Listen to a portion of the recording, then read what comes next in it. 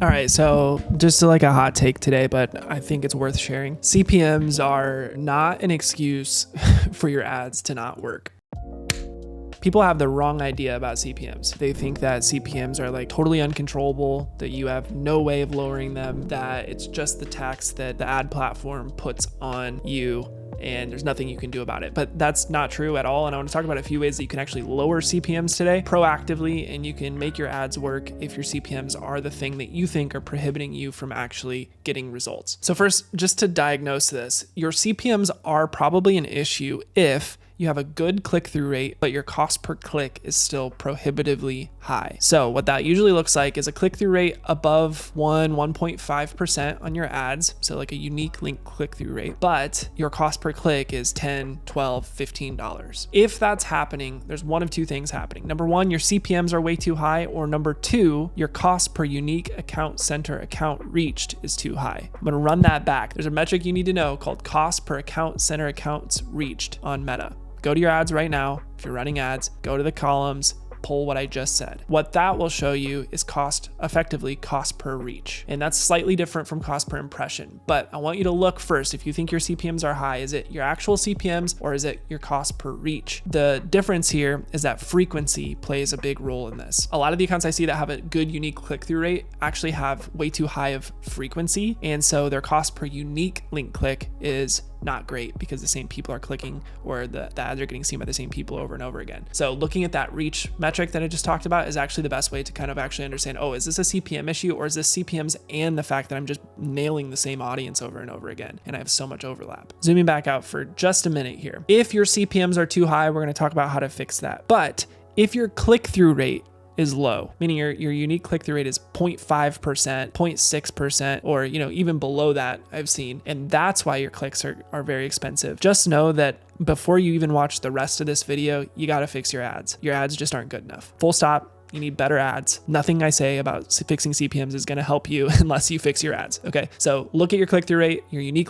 link click-through rate specifically, and the metrics I just mentioned. And if your cost per click is high because of the click-through rate being low, you just need to make better ads. Go take some copywriting courses, learn how to write, learn how to record, try some off the wall stuff, but you got to fix that piece first. Now, for the rest of you, if your click-through rates are decent or even good, and you still have a CPM issue, I want to describe a few things that are probably playing into why your CPMs are high, especially on Meta. Everybody wants to talk about CPMs like the old-fashioned media buy way, right? Which is like CPMs are set in stone and you just pay them or you don't. For example, I've heard people use the analogy of a billboard a lot of times, right? It's like if you want to put a billboard on a busy street in New York City, Times Square, it's going to be a pretty dang high CPM because everybody wants their billboard there versus, an interstate in rural Kansas, which is going to have a pretty cheap CPM. A lot of people drive by it maybe, but who really wants their billboard there? So that's how people have always thought about this. It's like the cost to advertise is set in stone. It's static. If I want a radio ad, I'm going to call them and they're going to not negotiate. They're just going to tell me their price and that's what I pay. But on Meta, that's not how this works. It's not just set in stone. In fact, there's a ton of variables, a lot of which we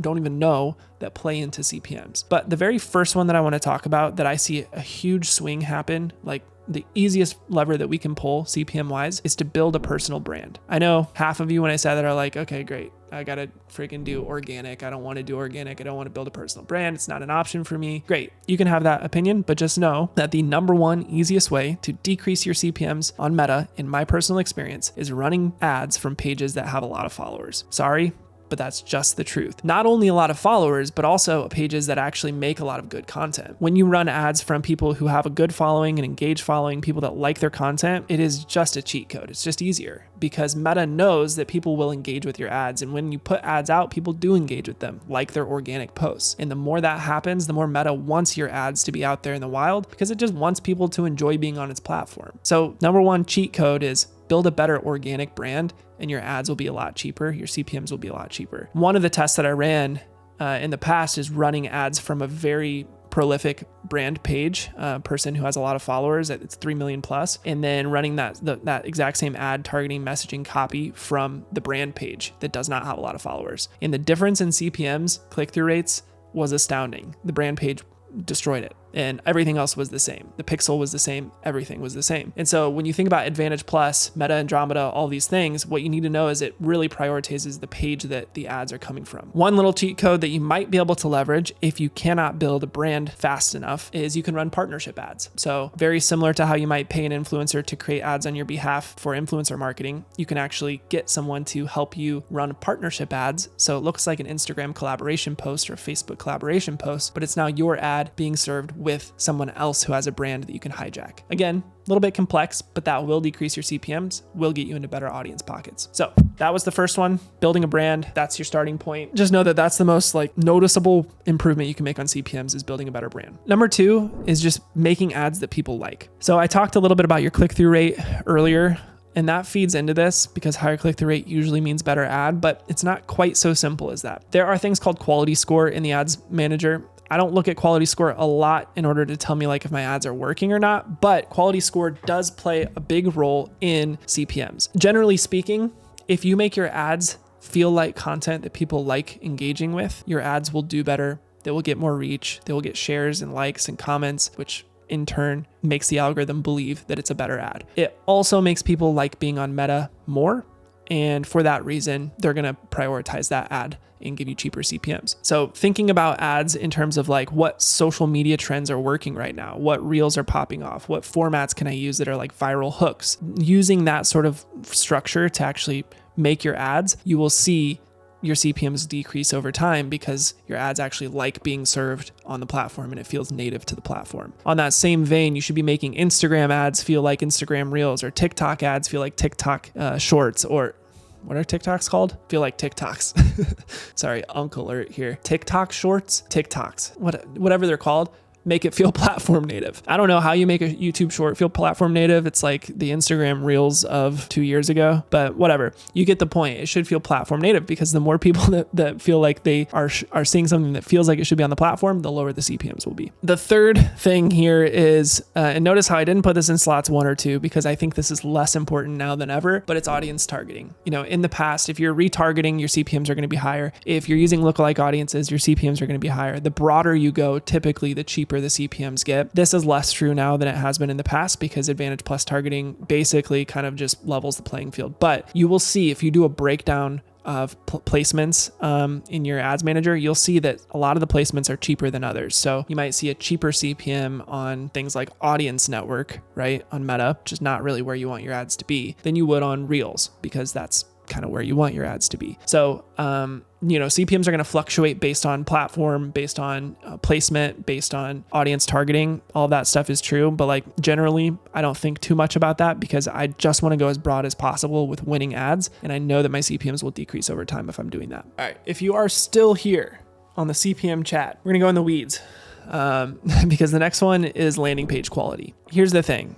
Not only is Facebook scrubbing your ads, but Facebook is also scrubbing your landing page and even other pages that are in your domain or pixeled. And I know this because I've split tested landing page builder in the past and seen CPMs change just based on that change. For example, I can think of one that I did 2 years ago where we had a ClickFunnels page and we split tested an unbounce page. And I remember being very surprised that everything on the ad level was pretty similar, click-through rate, right? Conversion rates through the funnel, but CPMs were different. ClickFunnels was more expensive. I never really figured out why, other than maybe Meta knows something about the types of offers that are sometimes pushed on ClickFunnels. That's conjecture on my part, but landing page quality, landing page builder, domain quality, bounce rate, all of those things do affect CPMs because it shows Meta, is this a website that people like to go to when they click an ad or not? If it's a high bounce rate, Meta over time will probably say, hey, every time people click these ads, they have a bad experience. They just bounce, right? Not a great look. So the better your website experience, the better your CPMs will be over time. All right. And finally, something that you really don't have a ton of control over besides fixing your personal brand, which is what I already talked about, is page quality score. This is sort of a black boxed thing that's really hard to find on Meta. I've heard people being able to find it before. Over time in the last 4 years or so, it's come and gone. You do have quality score for pages that sell things. That's true. But it's been said that every page that you run ads from has some sort of quality score score, which is like over time, do people enjoy engaging with this page or not? And because of that, you might see your CPMs get taxed at a higher rate, basically. Like overall, like, hey, Meta just doesn't like serving your ads, so it's going to charge you more. Or, you know, you might see that Meta loves serving your ads and they're cheaper. It goes along with personal brand, but really it goes along with how spammy or scammy are your ads, right? Generally speaking, are they positive? Do they add value to the platform, or do they feel negative and do people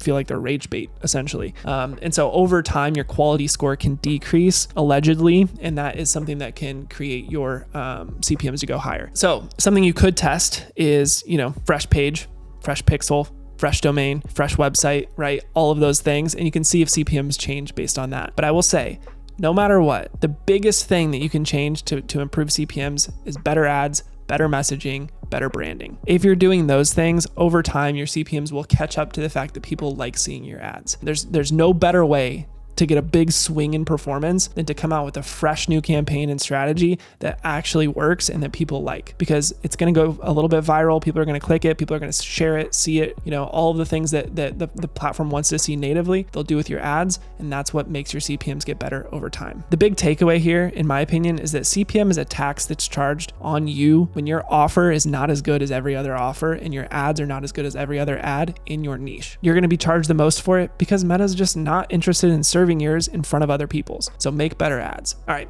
If you like this video, making a lot of these this year, it's a big goal of mine. So subscribe, follow along. I'm on Twitter as well. If you have questions, you want me to cover a topic, please put it there. Would love to meet you, talk, and make more videos about ads. As you can see, I like ads. Kind of a nerd. Okay. Peace.